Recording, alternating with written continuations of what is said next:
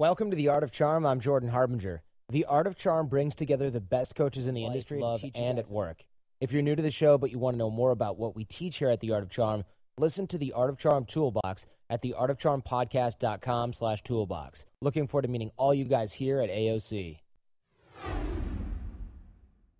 Today we're talking with Tai Lopez, a modern Renaissance man. We're going to talk about how to deserve what you want, fighting the idea of the 4-hour work week, and the offensively simple way to accomplish in a few months what takes everyone else a year. We're also going to talk about why it's crucial to go straight to the top when seeking advice, how to find the right field for you, and why humans are hardwired to be social. Last but not least, why competition actually makes us happy. And of course, the principle of the whole interview, the more you learn, the more you earn. And we're going to wrap with a fashion tip from Aaron Marino. So enjoy this one with Tai Lopez. I'm not even sure how to introduce you, man. You're an aspiring Renaissance man. Most importantly, though, that sticks out is you read a book a day, which I honestly did not think was possible until I have an intern that does that, and it's probably the coolest thing ever. But you're the only other person I know besides him that does this. I actually learned it from one of my mentors. He read a book before breakfast every morning, Alan Nation. And I remember I was 18 and I was like, that's impossible. But you know, Peter Drucker, the great business guru, says most humans have to cope and deal with their disabling ignorance. And I think for most people, many things you think are hard aren't so hard. I've got this little inner circle where I mentor people, and this guy was at my house who lives here in LA, and he's reading a book a day, and it took him a year to just try it. And once he tried it, he's like, it's not very hard. I think I could read 2 a day. I'm like, yeah. Warren Buffett, the billionaire, he reads 8 hours a day. He clears his schedule. So for most people, you know that book, Robert Kiyosaki's Rich Dad, Poor Dad. Sure. I didn't have a rich dad. I didn't have any rich. I had 2 poor dads, or middle class, or poor. My real dad and my stepdad. But I have rich friends and I have poor friends. I'm an investor now. That's probably the best way to introduce me. And, you know, the good thing about being an investor, you get your hands in a whole bunch of situations and meet a whole bunch of people that have a ton of money. One of my buddies is actually here. He makes $1 million a day.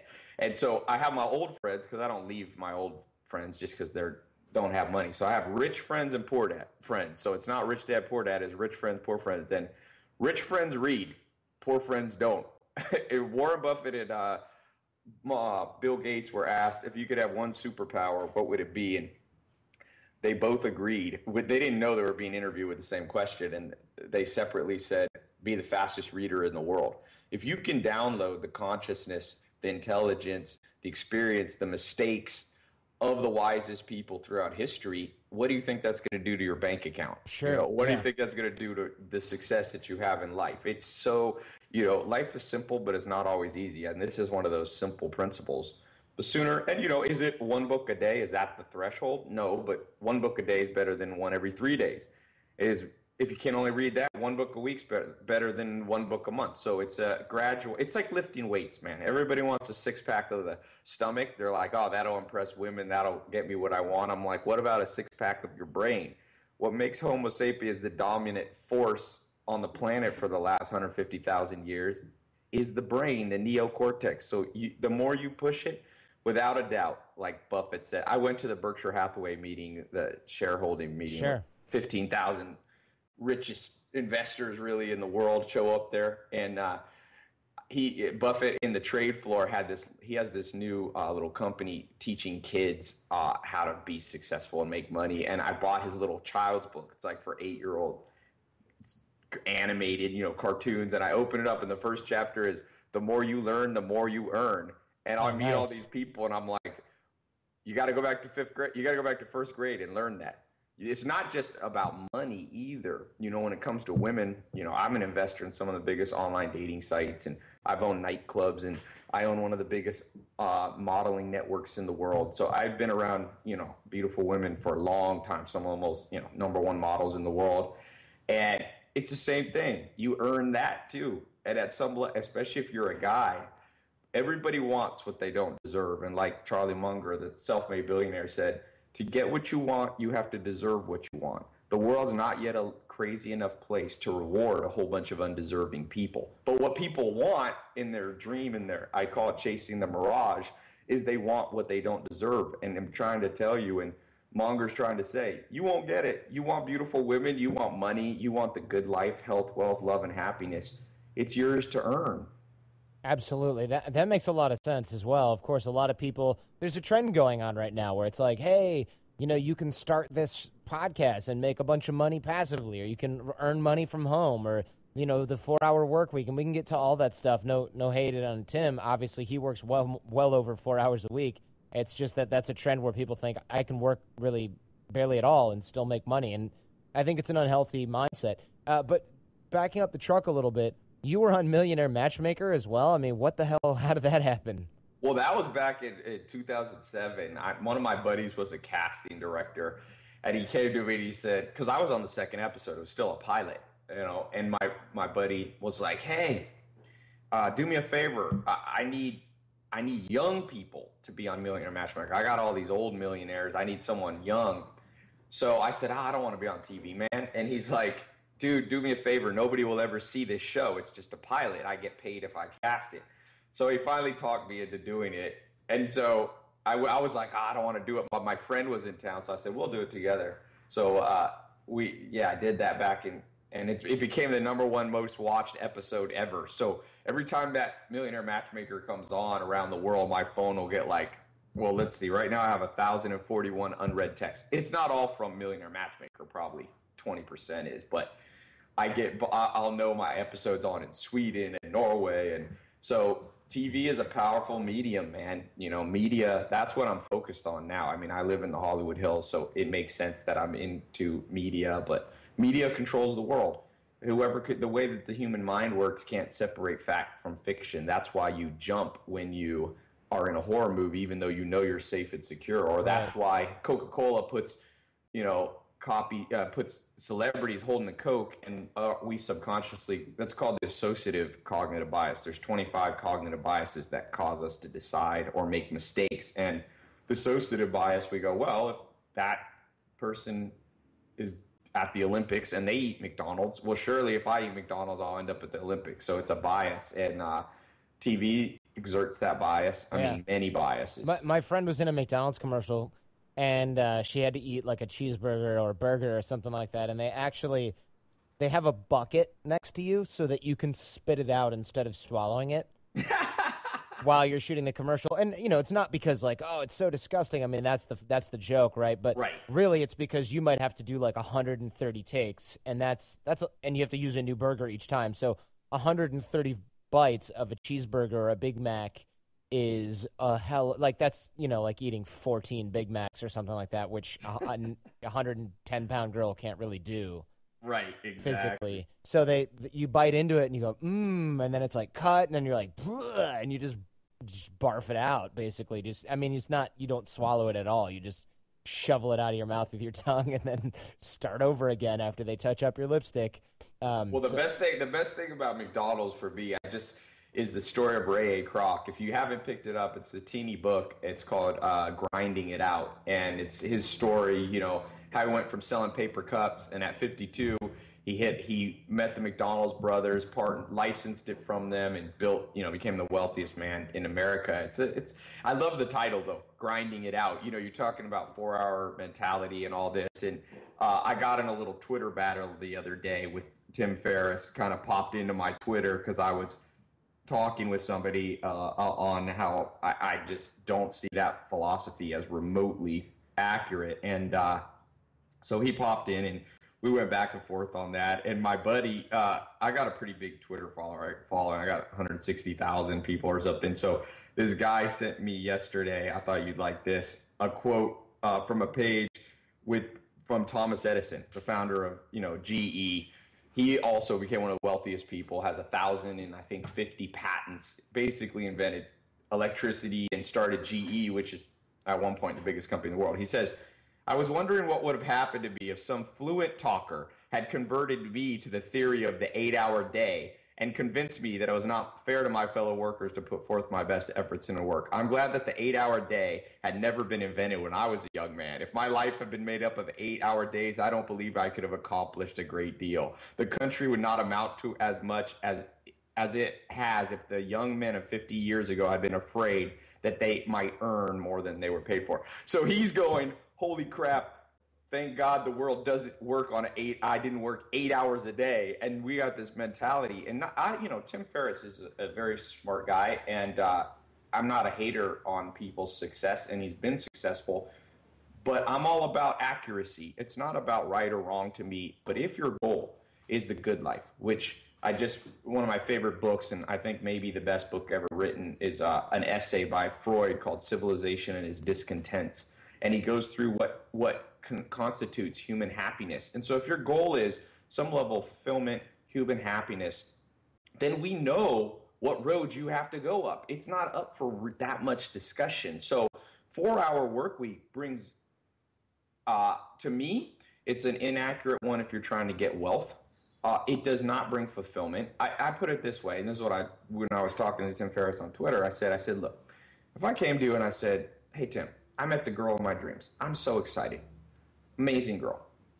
You'd be like, congratulations, we're getting married. Oh, awesome. And then I said, oh, P.S., by the way, I figured out a way to only spend 4 hours a week with her. That's the real exciting thing. Your response would be, any sane person's response would be like, Ty, are you sure you want to marry somebody that your main goal is not spending time with her? Why not marry someone where time becomes a non-issue, where you want time? We all know when you're with the right person or doing the right thing. The famous University of Chicago guy, he has a super long last name. He calls it flow, optimal experience. Mihaly Csikszentmihalyi, right? Yes. Yeah. I was just talking to Jonathan Haidt. I'm pretty good friends with a lot of the top.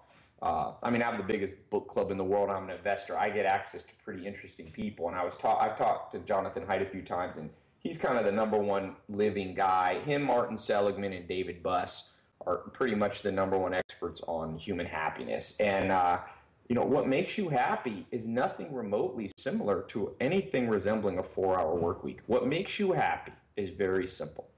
The good life. Obtaining some levels of the good life, which are physical health.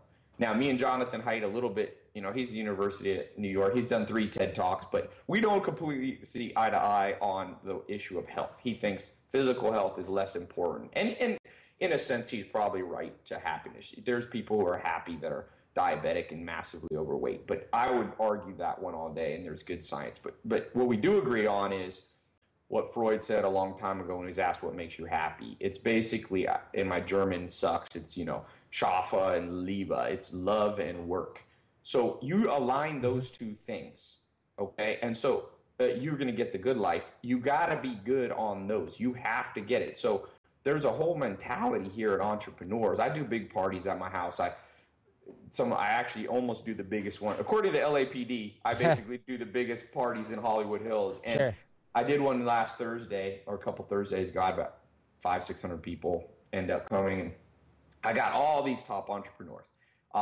And then I got all these people that are more pursuing this new thought of entrepreneurialism, and I see the difference. Right. All the guys that are old school are rich, and all the people trying to do lifestyle hacking, 80-20 Pareto optimization. I'm like, I just told this to Tim Ferriss too. I said, Tim, if I read your book, and Bob, my neighbor, reads the book, we both outsource, we both do 80-20 Pareto efficiency, blah, blah, blah, blah, then we're even. Those efficiencies negate each other. We both are doing them. Then it becomes raw hours in. And so Elon Musk, Cameron Diaz, I said, my neighbor, that they were dating or rumored to be dating. I got invited to this little thing with Elon Musk, and I heard him talk, and he said, if you work 100 hours when everyone else works 40, you accomplish in 3 and 4 months what takes people a year. And if you do that long enough, guess what happens? Yeah, you're 10 years ahead of everybody else. Exactly, man. Well, look, I've developed this thing that a lot of people are interested in. It's this 67 steps. So since I was 16, I've always been fascinated by greatness. Even from a little kid, I remember 5-6 years old. And so I've been compiling.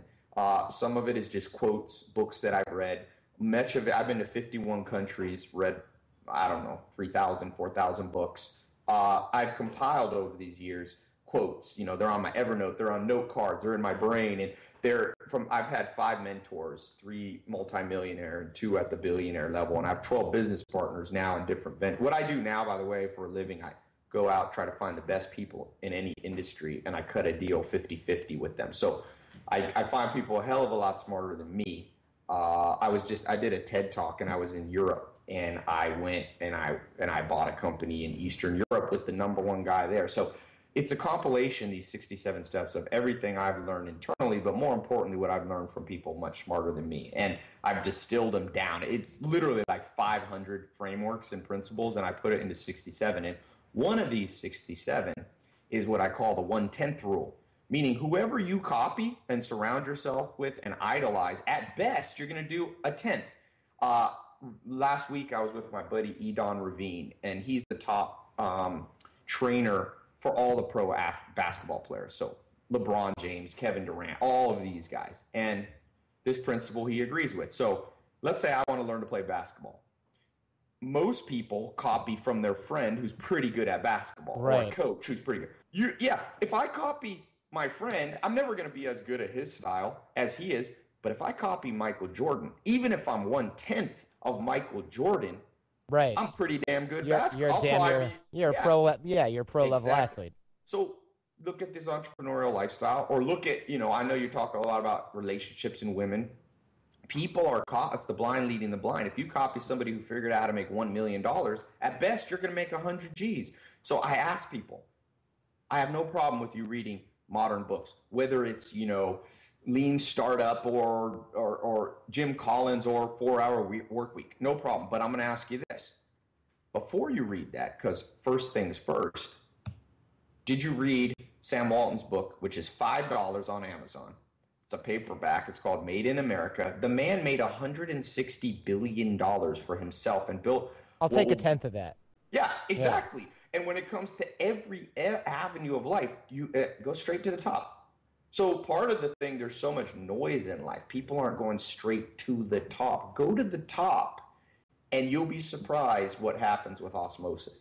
Amazing. And that makes a lot of sense. I think there's definitely ways to make yourself more efficient so you have more time to do what your core competencies are. But I think a lot of people fail at realizing that, and they instead look for the way to use this as a shortcut to do less work so that they can go, oh, good, I don't have to work anymore. I can do things that I actually enjoy, like watching Netflix or whatever. And there's people that use these to become more effective, and there's people that use these to avoid doing work because they hate it. And that ignores the larger problem, which is if you're doing something that you don't like, then you're in the wrong field.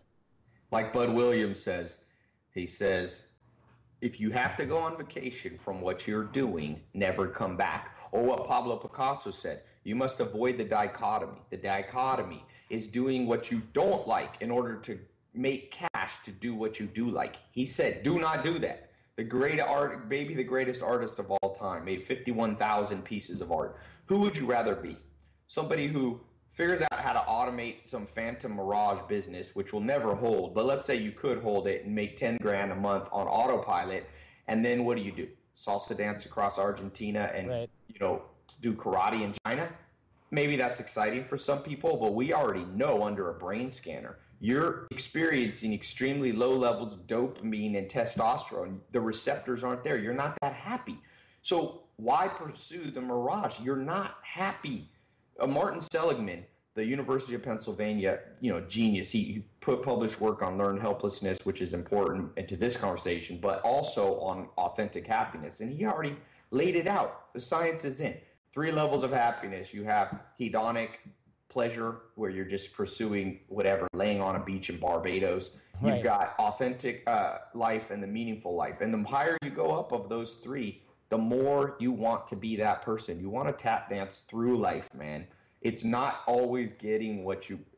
Be careful. One of my mentors, Joel Salatin, he's a pretty famous guy now, but he wasn't as famous when I started mentoring him. He said, the worst thing in life is getting good at the wrong thing. And so many people are spending their life chasing the mirage, getting good at something that at the end of the day, if they were independently wealthy, they wouldn't be doing. Do what you would do if you were independently wealthy. Now, you may have to do a few twists and turns to get there, but, and one of them, I know your shows, because I'm a business guy, but I'm also super into, a lot of people are like, hey, you're the most social person ever.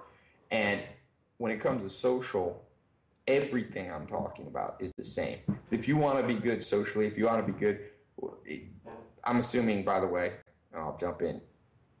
That's a big part of what you talk about, right? Art of charm, women, social life, right? It has much more to do with the mindsets that you have as a man and much less to do with women and girls getting chicks.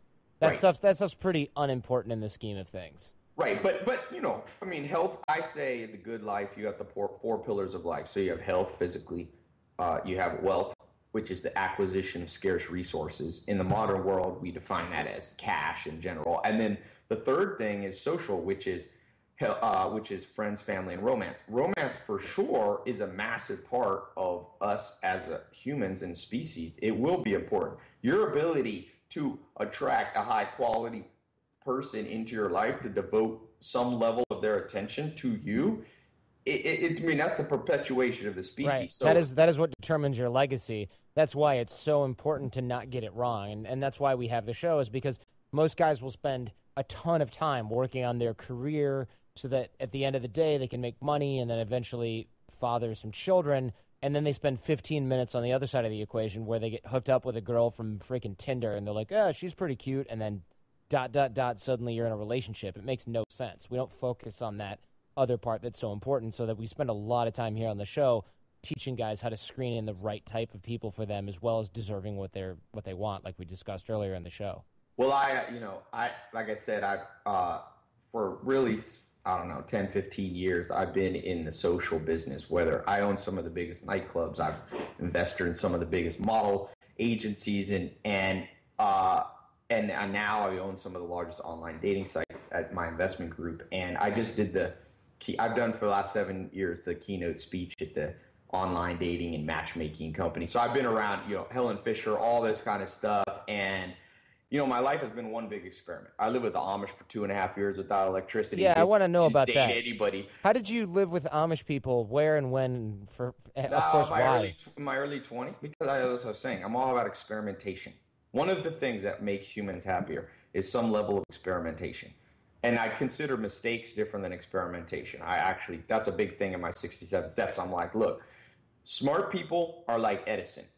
Tons of experiments, but then when they read the signs, they move on. They move through the 7-step scientific method, ask a question, form a hypothesis, test it, observe it, analyze it, submit it to other smart people, rinse and repeat. And most people, like you said, with Tinder, it's like, okay, I met a girl, right? So your question was, how do I find a girl? Your hypothesis is Tinder. You then test it, but people forget the final steps. You got to observe the girl and the relationship you have. And after you observe, you should analyze it. Means I call it, Blaise Pascal, one of the greatest thinkers of all time. He said, all of man's problems stem from his inability to sit in a room, be alone. And you go into a room and you think, how's this relationship with this girl or whatever? When I was at the Amish, does this make sense for my life? Deep thought. I call it chess-like thinking. And then you go from there into submit it to other smart people. Run it by, there's a 5,000-year-old proverb that says, make war with a multitude of counselors. So it's like the President of the United States has his cabinet, right?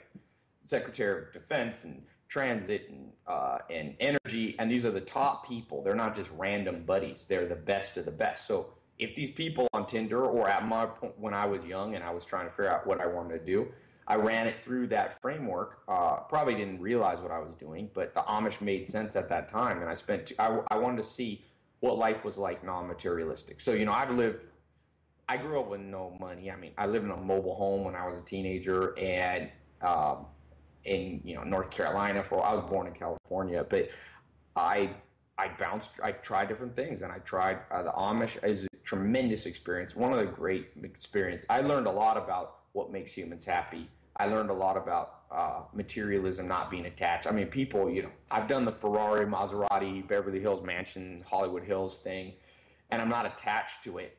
There's upsides and downsides of both. But what I learned at the Amish is that humans are social.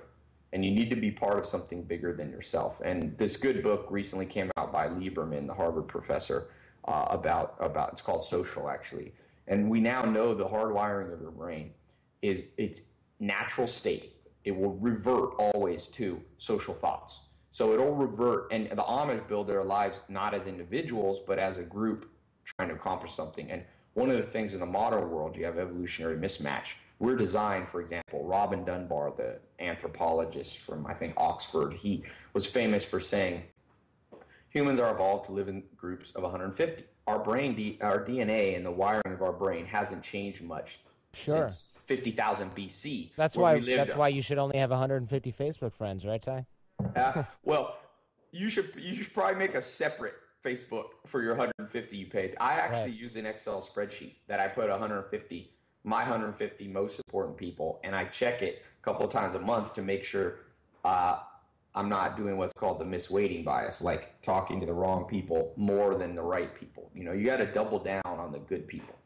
And when it comes socially, I mean, it's absolutely vital. It's funny. I'm here, you know, in Hollywood, and people come in and out, and I take people out from around the world. And when it comes to women, I don't know what's up with dudes. I think, well, I mean, I have my theories. I think it's the amygdala, you know, that part of your brain that's heavy on fear.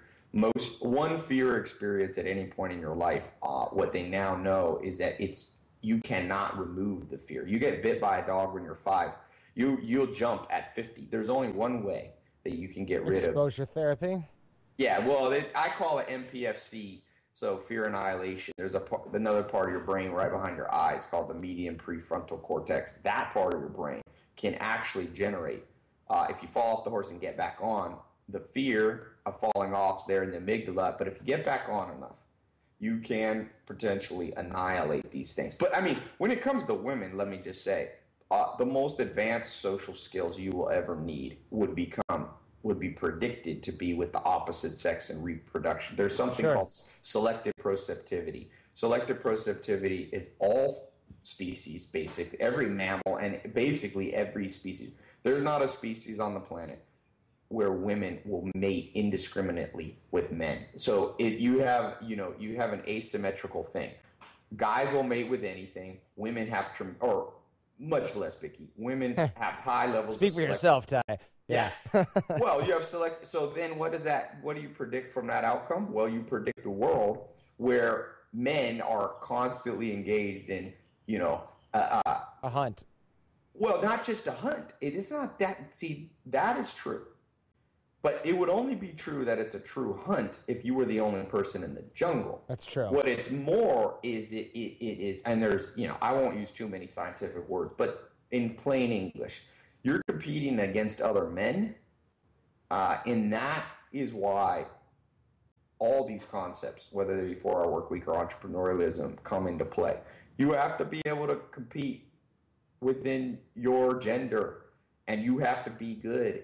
Well, that's exactly true. And not only that, but you've got to be good in other areas. A lot of guys think, oh, I'm just going to get really fit and ... get girls. Or I'm just going to be really smooth, ... get girls. No, you have to have everything else together because you're not just trying to capture her attention. And one, she's, you know, high-quality women are smart enough to filter through that crap too. But two, you're competing with other men who do have their stuff together in other areas. You're consistently competing for that, whether you realize it or not. If you disagree with that, it just means you're not in on the you didn't get the memo. Hey guys, I want to take a quick break for a second here. You've heard me talk a lot about taking you to the next level in life, at work, and in your relationships. And you've probably also thought to yourself, yeah, I want to up my game. I want to become a better man, a better boyfriend or husband, and a better person. And my guess is that you've been thinking about this for a long time. Am I right? Well, I'm here to tell you this. Stop thinking. Your chance is now. Do you really need more time, more information, and more plans for the future? Or do you want to become that guy today? Because the truth is this. You can be the guy who sits around and thinks about becoming better, and there's plenty of those guys out there. Or you can be the guy who decides that today is the day you're going to do something amazing. And I want that for you. Why? Because you've already got what it takes. The potential is there, even if you don't know it yet. Join me and thousands of other guys who've taken action in their lives at The Art of Charm. Call or email us, and we'll see if The Art of Charm can help you with your personal, relationship, and business challenges. All right, back to the show. Well, one of the things, you know, so I own these sites and dating sites, and we've got millions of customers. Okay, so I've got more research than any university on the planet. We've had about 185 million messages sent back and forth. So I've seen it not only in my personal life anecdotally, but also hardcore numbers. And we developed an actual system. I get asked all the time. People are like, I did a party at this last Thursday one. I probably had 400 of the most beautiful girls in LA and 100 guys. And the guys are always like, Ty, what is it? So one day, about a couple years ago, I laid out what I think what the secret to this thing of people call women or whatever. And when it comes to that specifically, what I define, and the interesting thing, by the way, before I say it, I gave this talk, I gave a keynote in Las Vegas in January, and Dr. David Buss was there.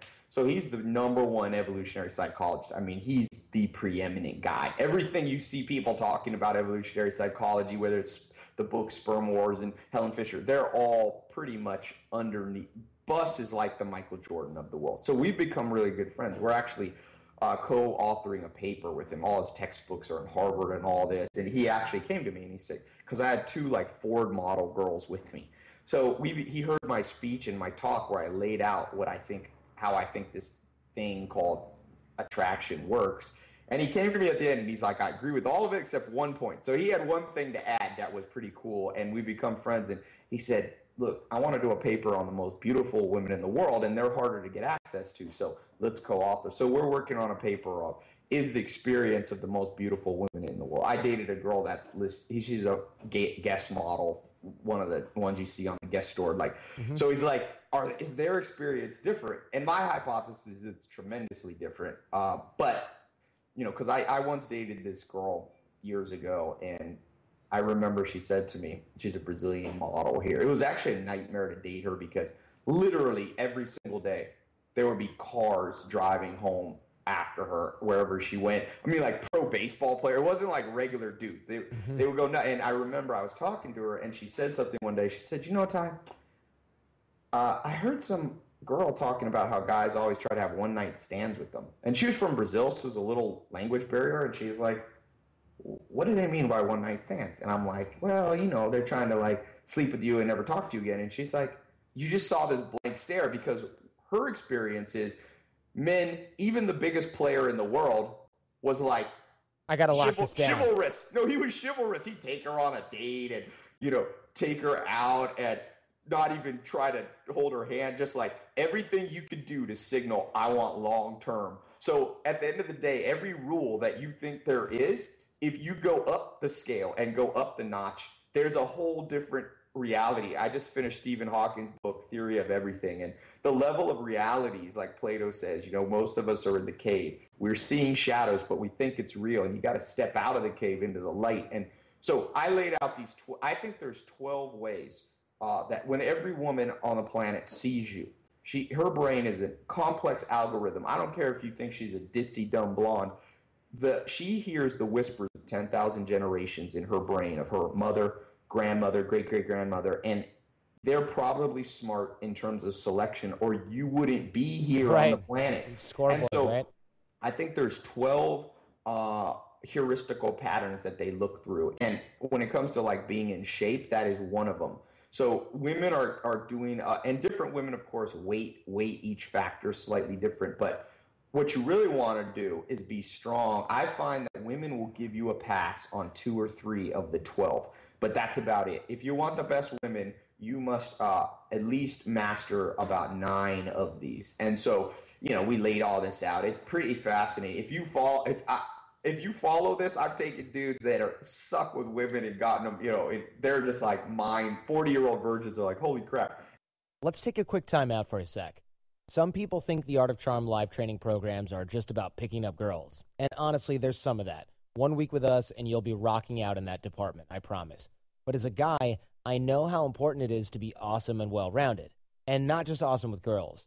You got to be awesome at work, awesome at home, and awesome with your friends and family. Guys, we need to step it up everywhere. And that's why we call our company The Art of Charm. That special something that gets you results wherever you go. And trust me, the results are real. Every day I get new emails and calls from the guys who've decided to take our live training programs, and what I hear is simply amazing. Just weeks after graduating, they land a promotion, they form a new wolf pack, and they start a new business or find a partner. They have a new life, and it's not an accident. Call or email us, and we'll see what the Art of Charm live training programs can do for you. Now back to the good stuff. Give us some of the practical tips that guys can take with them towards the end here, because you've got a law of 33%, Stoic versus Epicurean. Of course, we already talked about reading a book a day. Let's dish on something that guys can pull the trigger on. Well, okay, so let's just say success in general, whether you want it with money or women or your body physically. My dad was one of the top bodybuilders, so it was interesting to grow up with my dad. He was Mr. Junior USA, Mr. Canada, and all this. And I kind of put some of this stuff, and I wasn't close with my dad, but I saw a few things, and it's funny. They line up with the 67 steps. I have a friend that I think is the best guy in the world with women. I kind of put all his stuff in the 67 steps. So practical stuff, when I did my TED Talk, I said this, the law of 33%. If you follow this, you're on your path quickly. So you spend 33% of your time with people below you. Those are people that make you feel good about yourself. Your self-esteem goes up, plus you can mentor them and help them. Then you need 33% of people who are on your level. That 33% is like Mahatma Gandhi said in his autobiography. He said, on your rise to the top, you will feel lonely. So you need people on your level, your peers, they become your friends. Most of us do that, okay? In a day, you got 16 hours in a day. We spend most of our time with people below us or on our level.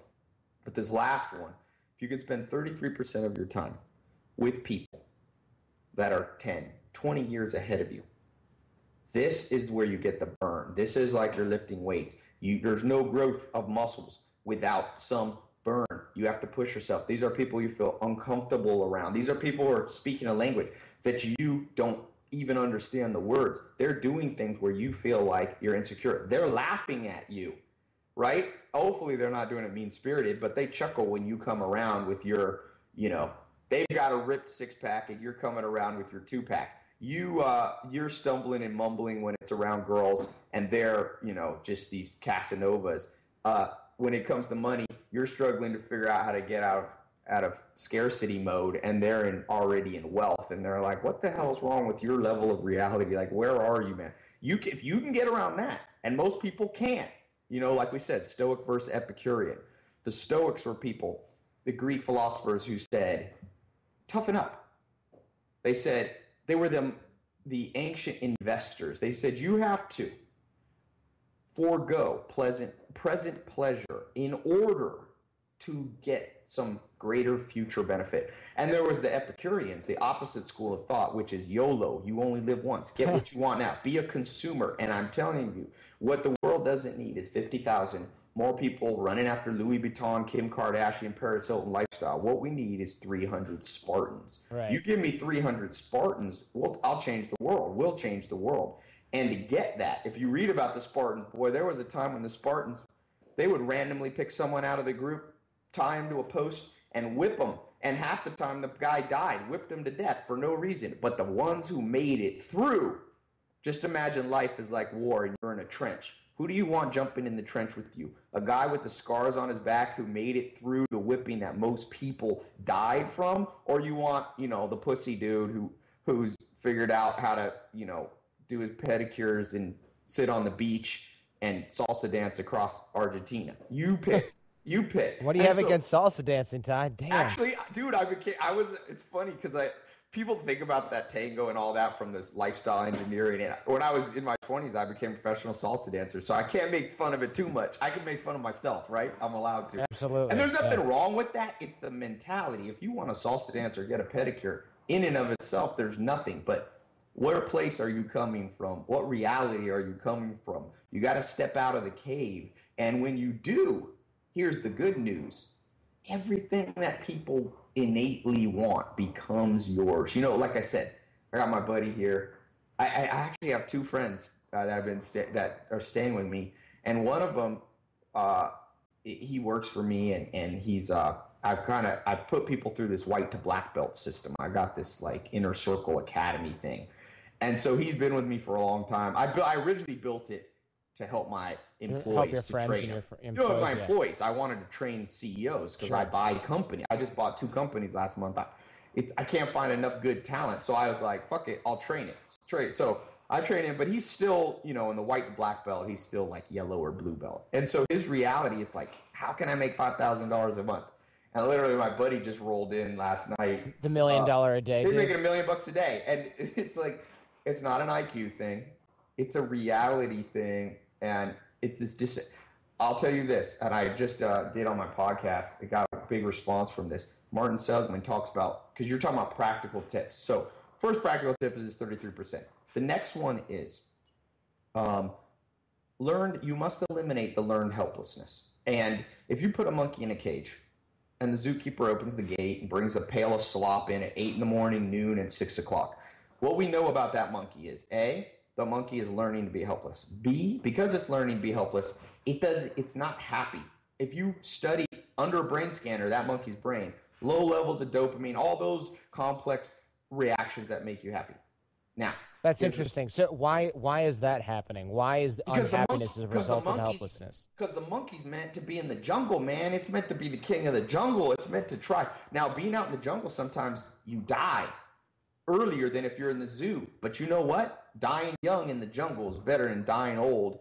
Right. With somebody. Now, that's Epicurean, right? YOLO. You thought Drake invented it, but it was Epicurus. Exactly. And then what's fascinating is even when you take the monkey out of the cage and you stick it, a domestic animal, you stick it out in the jungle, guess what happens? The fruit's all around it. It could hunt in the jungle, but it's learned and had its brain rewired so strongly that guess what? It sits there and starves to death. Now, the modern world, most of us, think of how you grew up. How'd you get educated? You went to first grade, second grade. Did they tell you just the end goal and say, there's the library, you figure it out? No. They spoon feed you like you were the monkey in the cage. The teacher comes and goes, okay, we're going to learn about American history. First, we all read chapter 1 together, chapter 2. You were force-feed education. So I'm going to tell you this. If you're listening to this, the odds are, and this is true for me, and it's true for you. I'm not pointing fingers. I'm right here having been through that same educational system. You have been taught that to learn and to grow, somebody's going to come to you. And I'll tell you this, there's never going to be a day when I check my Facebook and Bill Gates is going to have dropped me a little email and said, hey, Ty, I read your blog. You're such a fascinating guy. I'm on my jet down here to Hollywood to hang out with you. That'll never happen. That might have happened to me in first grade where knowledge was spoon-fed to me. You want to learn from Bill Gates? You show up. I've been mentored and been able to become friends with some of the top billionaires in the world. You pursue it. That's not, you go out in the jungle, you hunt for yourself. When it comes to, learn helplessness with women, like you said, most guys are like, Tinder's going to be my thing. I'm just the monkey in the cage. And if Tinder brings me the girl, whatever it brings me, I'm just going to take. No, you're the king of the jungle and I'm bringing you out in the jungle. That's the new realm of reality you need to be. Be in the real world, my friend. The real world is one where their competition is stiff. But the good news is if you compete, you will become happier. You are the product of men who competed and won. You can win, but if you aren't, then you're just a cog in this machine. And you never, like the old saying goes, when you're in a room and you don't know who the sucker is, you're the sucker. You never want to be the sucker. You never want to be the cog. So that second thing is literally mentally making a shift, snapping your fingers and going, I'm in the jungle. In the modern world, I get hundreds of emails almost a day from people around the world. I got one a couple weeks ago. This person said, hey, I've started this architecture company. I'm only making about 45 grand a year. I feel like I plateaued. I'm reaching out to you. Will you help me? He's out in the jungle saying, I need mentors. Help me. Smart. Right. Then he PS's it at the end. Oh, by the way, I just turned 15. See, that's the jungle. The jungle's awesome now. Never before have people been able to accumulate wealth at the way they have without being born into it. Now you can. The Sumley kid, 15 years old, $30 million. That Gurbash Chardal guy making a couple $100 million before he's not yet old enough to sign the contracts. I don't care if you're young or old. Ray Kroc was 52 when he started. Colonel Sanders was, I think, 65 or 66. I don't care where you are. Stop measuring your life backwards by the age from when you are born. That's the old school way. Like Stephen Hawking says, time is measured in 3 ways: thermodynamic, cosmological, and psychological. And all of them move forward. So the way you should be measuring your life is not how many years since I came out of my mom's belly. You should be measuring yourself forward. How many years do I have left? And since you don't know how many years you have left, exactly, you have to act as if today is the day. And then you don't want to be too hasty, because the odds are you'll live for a while, but you got to do like the greatest of all basketball coaches in college, John Wooden, UCLA coach, said, be quick, but not in a hurry. Or Joel Salatin used to tell me, make haste slowly. So if you're listening to this, today's the day. You stop the mentality of, I'm going to be force-fed. What you want, you go out and get. And I'll tell you this, when I walk in a room with that mentality and another guy is in a state of learned helplessness, which one do you think the most beautiful girls and the women want to be around? I'll tell you what's attractive to women. People call it alpha, this. It's not about alpha. I know shy guys. Yeah, that's not a real thing anyway. It's just something made up by marketers to sell supplements. Well, it's like cocky funny, that whole thing. That's not true. The man, honestly, if you want to study who was the best with women, Casanova is still remembered 300-400 years later. He said you have to play the chameleon. But I will tell you, the underlying energy that's attractive to women is somebody who is not in the cage. It's a win-win for you. You get out of the cage, you're healthier, you're wealthier, you're happier, and socially people pick it up on it. So that's the third, that's the other thing. I would say the last thing that you have to do, and it's related to the law of 33%, you got to have a mentor, man. You have to. It's like Charlie Munger says, I believe in mastering the discipline of learning from other people. I don't believe that you can sit around and think it all up yourself. Nobody's that smart. Nobody's that smart to figure out women on their own. So you got to listen to stuff like, Art of Charm. You have to make and I tell people, so this is part of this final thing. I call it the $32,000 Amazon educational budget. Last year, I looked through I had my account, and I was like, pull how much I spent on Amazon. Most of it, some of it's supplies, most of it's books and stuff. I spent $32,000. You got to spend 33% of your disposable income and your disposable time. You need a Kindle, bro. Nah, forget that. I like the books scattered, man. I'm old school. But my last thing to you is spend your damn money, spend your time, not as a consumer who's a sucker, buying average American has a $33,000 car. Why? The average American makes $48,000. They spend $33,000. Don't buy a car, jog or ride a bike. You'll be in shape. Then double down on all the money that you save, like Jack Welch, when he took over GE, grew it to the biggest company in the world, maybe the greatest CEO of our time. He took all the companies that he couldn't be number one or number two in. He closed them down, took the money, doubled down on what he can do. So double down on your brain, double down on surrounding, listen to more hours of podcasts, Art of Charm, buy more books. Michael Jordan is a fascinating guy because he was the cockiest of almost all basketball players in history, of all athletes. Yet, he was a dichotomy, and the other side of him was he had such high levels of humility that every coach who ever coached him said there was no one who listened and was more teachable. And I tell people, you better learn faster. You don't want to be like Steve Jobs said, I didn't want to be the richest man in the graveyard. If you think you will learn by going internally and learn through mistakes, you will run out of years in your life. So Sam Walton became the richest man in America. I think by that time he was the richest man in the world. He took a trip to Sao Paulo, Brazil. He was down there. The host family got a phone call, and they said, that call said, come pick him up and bail him out of a jail. He's in jail. Of course, they rushed down there. A 60-year-old billionaire in a Brazilian jail is not a good thing. Not a good idea. Yeah, not a good look. They show up. They say to the police, they say, hey, why'd you arrest this guy? And they said, well, we thought he was insane. We found old man, crawling around on the floors of different department stores aisles in Sao Paulo. And so they turned to Sam Walton and they said, what were you doing? And he said, I was measuring with a tape measure how wide the floors were, because I was trying to see if these Brazilians knew something that I didn't know. That humility to get on your hands and knees and crawl around on the floor is the humility you will need to get the good life. And most people, even though they listen and fill up with knowledge, they're not like Michael Jordan. I'm unconcerned with the level of cockiness you have externally. I'm a relatively cocky person external, but internal, the reason I read a book a day is because I go, I don't know. The second you get out of that state, man, the world opens up to you. Learn from the best. They're right there. They're there in books. They're there in YouTube. They're there in audio. They are there all around you. They're even there in person. Find those people. learn more, read a hell of a lot more. Don't ever listen to people that say the answers are all within. There are a little bit of it, but most of it's outward. You didn't learn English inwardly. You didn't sit in a room and come out speaking fluent English. It came externally, and everything you want will come from that same attitude, but it will start. And the stumbling block for most people is deep down, they go, I still know. You must come to a place where you're like Michael Jordan, and you're like, he actually said, if Dean Smith, my UNC coach, or Phil Jackson said to me, hey, that seems wrong, he said, Jordan said, even if I thought they were incorrect, I still listened.